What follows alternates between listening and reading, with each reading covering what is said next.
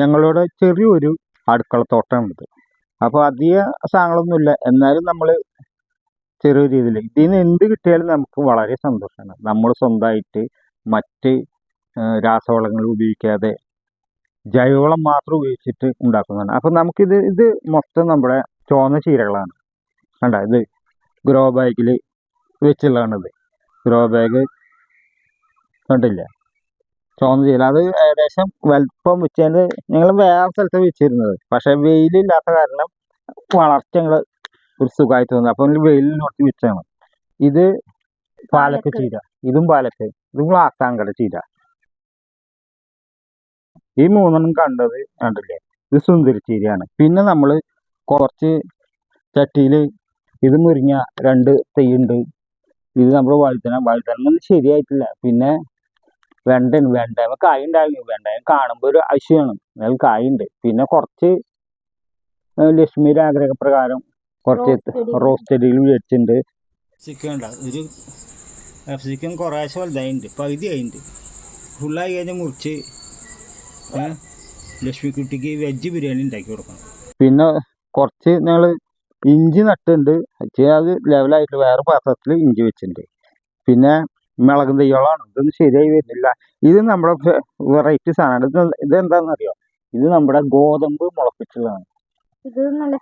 Healthy, ഇതൊരു ജ്യൂസായിട്ട് വളരെ എല്ലാ സർവ്വ ഗുണങ്ങളും അടങ്ങിയിട്ടുള്ള ഒരു സാധനം. ഇത് മുറിക്കുന്ന പ്രായം കഴിഞ്ഞു, എന്നാലും മുറിച്ചിട്ട് ജ്യൂസായിട്ട് എല്ലാവരും കഴിക്കാം. 7 ദിവസം 14 ദിവസം കൂടുമ്പോൾ കഴിക്കാച്ച ശരീരത്തിന് എല്ലാ ഗുണങ്ങളും നല്ലതാണ്. പിന്നെ നമ്മുടെ ഒരു വേപ്പിൻ്റെ ഇല കണ്ടില്ലേ, ഇത് നമ്മൾ നേരത്തെ പറഞ്ഞ സുന്ദരി ചീര കണ്ടില്ലേ, അതിൻ്റെ സുന്ദരി ചീര പ്രത്യേകത അതിൻ്റെ തണ്ട് കണ്ടില്ലേ, തോന്നിരിക്കും. ഇത് സുന്ദരി ചീര. ഇത് മയിൽപ്പീലി ചീരയാണ്. മയിൽപ്പീലിയുടെ കളർ ഉണ്ടാവും അതിൻ്റെ ഇലകൾക്ക് ഡിസൈനായിട്ട്.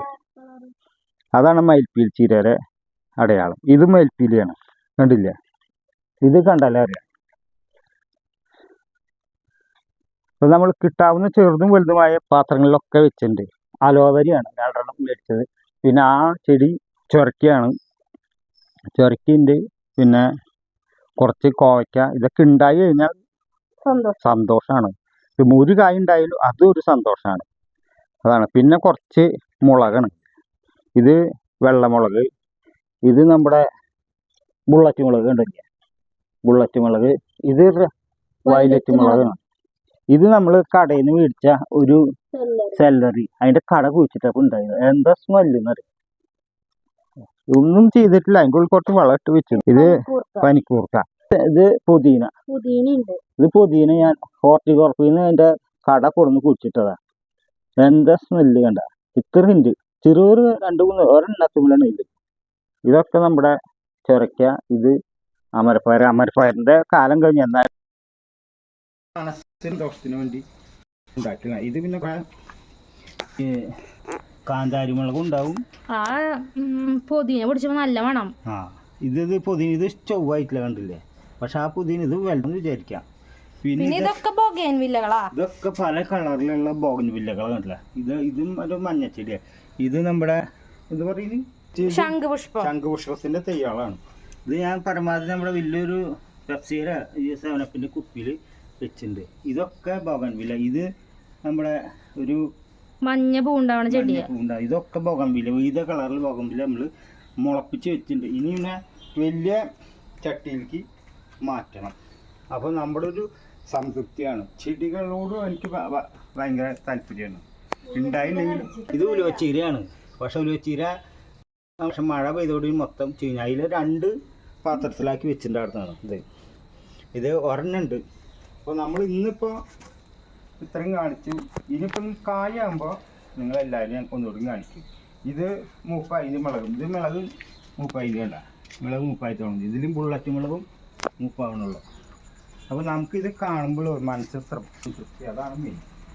ഇതൊന്ന് കട്ട് ചെയ്യും. പാത്രം ഇവിടെ കട്ട് ചെയ്യാണ് കണ്ടില്ലേ. ഇത് കട്ട് ചെയ്ത് കഴിഞ്ഞ് വീണ്ടും ഉണ്ടാവും. അപ്പോൾ നമ്മൾ അതിനനുസരിച്ച് കുറച്ച് വെള്ളം പിന്നെ വെള്ളമൊക്കെ കൊടുത്താൽ മതി. ഇത് അടിപൊളി സാധനമായിട്ടത്. വീറ്റ് ഗ്രാസ് എന്നും പറയും. അങ്ങനെ പറയുമ്പോൾ പലർക്കും അറിയാം. ഇത് ഗോതമ്പ് കുറച്ച് പുല്ല്. കുറച്ച് പാകിയിട്ട് ഇടയ്ക്കിടയ്ക്ക് ജ്യൂസ് എടുക്കുന്നതല്ല കേട്ടോ. എന്നും വേണ്ട, ഇടയ്ക്ക് 6-7 ദിവസം കൂടുമ്പോഴോ 5 ദിവസം കൂടുമ്പോഴോ ഒക്കെ. കണ്ടിന്യൂസ് ആയിട്ട് കുടിക്കരുത്. അത് നല്ലതല്ല. എല്ലാ ഗുണങ്ങളും അടങ്ങുന്നുണ്ട്. ഇപ്പം നമ്മൾ ചെറുപയറൊക്കെ ശരിയാക്കി കഴിക്കുമ്പോൾ അതിൻ്റെ ഗുണം വേറെയാണ്. അപ്പോൾ രണ്ടും ഇന്ന് മുറിക്കുന്നു. ഇന്ന് ഇത് സമയം കുറേ വൈകി. അതിന് ഭയങ്കര കൊതുണ്ട്, ഇവിടെ നിൽക്കാൻ പറ്റില്ല. പിന്നെ വാടക വീടല്ലേ, അപ്പോൾ അതിൻ്റേതായ പരിമിതികളുണ്ട്. അതിൽ നിന്നുകൊണ്ടാണ് ഞാൻ ഈ കാര്യങ്ങളൊക്കെ ചെയ്യുന്നത് കേട്ടോ. അപ്പോൾ ഗ്രാസ് മുറിച്ചുകൊണ്ടിരിക്കുന്നു. അപ്പോൾ നമുക്ക് ഇതെല്ലാം കായുണ്ടാകുമ്പോൾ ഞാൻ വീണ്ടും നിങ്ങളെ ഇതൊന്നും കൂടി കാണിച്ചു തരും. അതുവരെ എല്ലാവർക്കും ബൈ.